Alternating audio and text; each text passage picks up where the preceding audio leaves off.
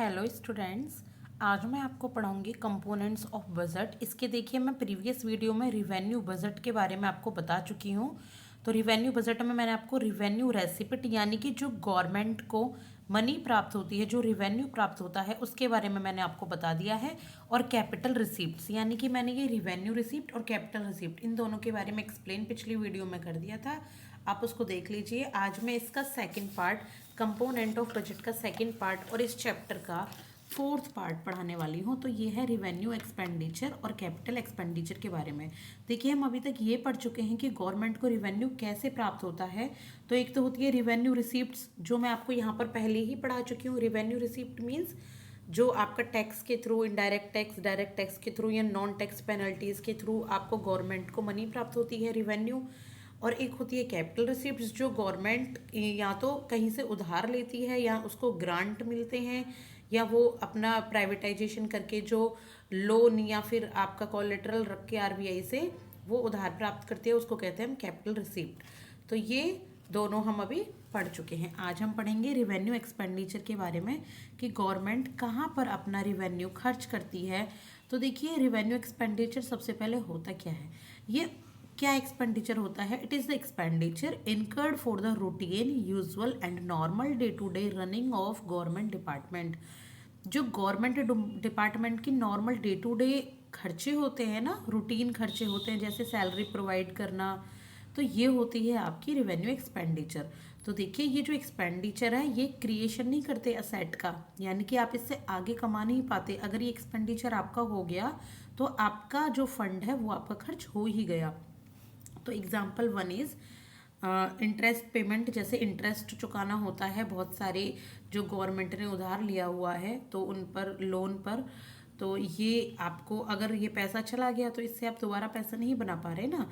और salaries and pensions जो देनी होती हैं गवर्नमेंट एम्प्लॉयज़ की, सब्सिडीज़ देनी होती हैं वेलफेयर स्कीम्स के लिए, जो सब्सिडी प्रोवाइड की जाती है, जैसे पब्लिक डिस्ट्रीब्यूशन सिस्टम है पीडीएस के अंतर्गत। इस तरीके से grants to states and UTs including the grants for the creation of capital assets.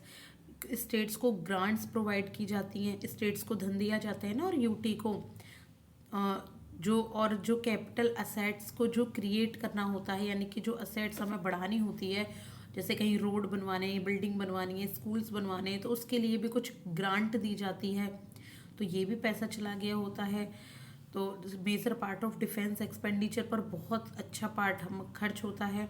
Transfer to states under centrally sponsored scheme, और जो सेंट्रली स्पॉन्सर्ड स्कीम होती हैं स्टेट्स को फंड ट्रांसफ़र किया जाता है। सेंट्रली स्पॉन्सर्ड मीन्स कि वो स्कीम्स जहाँ पर सेंटर मेजर पार्ट अपना एक्सपेंड करता है, जैसे 70-30, तो 30% किसी स्कीम पर खर्च करेगी स्टेट और 70% करेगा सेंटर।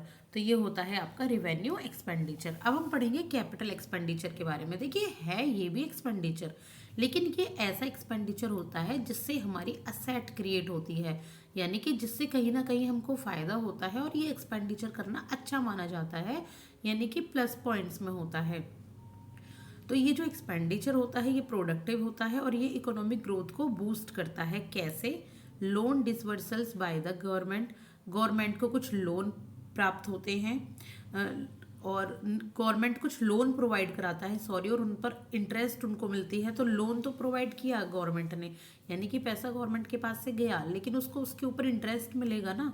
तो ये कैपिटल, ये आपकी एसेट जनरेट होती है। Previous loan repayment of the government, जो पहले लोन गवर्नमेंट ने दिए गए हैं वो आपका रिपे होते हैं, मतलब पूरा पैसा ही आपको वापस मिलता है। ऊपर में तो आपको इंटरेस्ट वापस मिल रहा था, लेकिन आपको इसमें पूरा पैसा वापस मिलता है।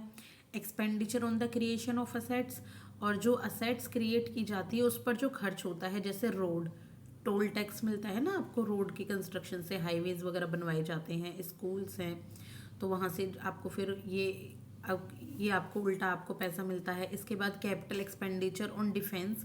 डिफेंस पर कुछ कैपिटल एक्सपेंडिचर किया जाता है, जैसे आर्म्स और इक्विपमेंट्स प्रोक्यूरमेंट होते हैं, उनके जो होते हैं ना हथियार और जो इक्विपमेंट्स, आर्म्ड फोर्स का मॉडर्नाइजेशन होता है, और जो एग्जिस्टिंग जो सिस्टम है वो अपग्रेड होता है, और इक्विपमेंट भी अपग्रेड होते हैं। तो ये भी गवर्नमेंट की असेट्स ही बढ़ रही है ना। अगर उसके पास अच्छे रॉकेट्स आ रहे हैं, मिसाइल्स आ रहे हैं, तो गवर्नमेंट की असेट्स ही इंक्रीज हो रही है। कि ज़रूरी नहीं है ना कि ये फंड की फॉर्म में ही हो, पैसे की फॉर्म में हो, ये आपके असेट्स की फॉर्म में भी हो सकती है। तो ये हैं आपके revenue expenditure and capital expenditure. अब हम पढ़ेंगे इफेक्टिव कैपिटल एक्सपेंडिचर के बारे में। देखिए इफेक्टिव कैपिटल एक्सपेंडिचर क्या होता है। ये वो कैपिटल एक्सपेंडिचर होता है जो बजट में मेंशन नहीं होता। जब बजट प्रेजेंट किया जाता है ना, तो ये एक्सपेंडिचर बजट में प्रेजेंट नहीं होता। देखिए ये है to capture the true extent of public investment by the central government. एक concept effective has been introduce. ये कब इंट्रोड्यूस्ड हुआ? ये इफेक्टिव कैपिटल एक्सपेंडिचर इंट्रोड्यूस्ड हुआ था कब? पब्लिक इन्वेस्टमेंट, जो सेंट्रल गवर्नमेंट ने पब्लिक इन्वेस्टमेंट का एक पब्लिक इन्वेस्टमेंट के बारे में बताया था, तब ये आपका प्रेजेंट हुआ था। और जो इफेक्टिव कैपिटल एक्सपेंडिचर का क्या मतलब है? इसका है is equal to capital expenditure plus grants for creation of capital assets. यानी कि आप कैपिटल एक्सपेंडिचर तो कर ही रहे हैं, आप पैसा खर्च कर रहे हैं असेट्स को बढ़ाने के लिए, लेकिन कैसे?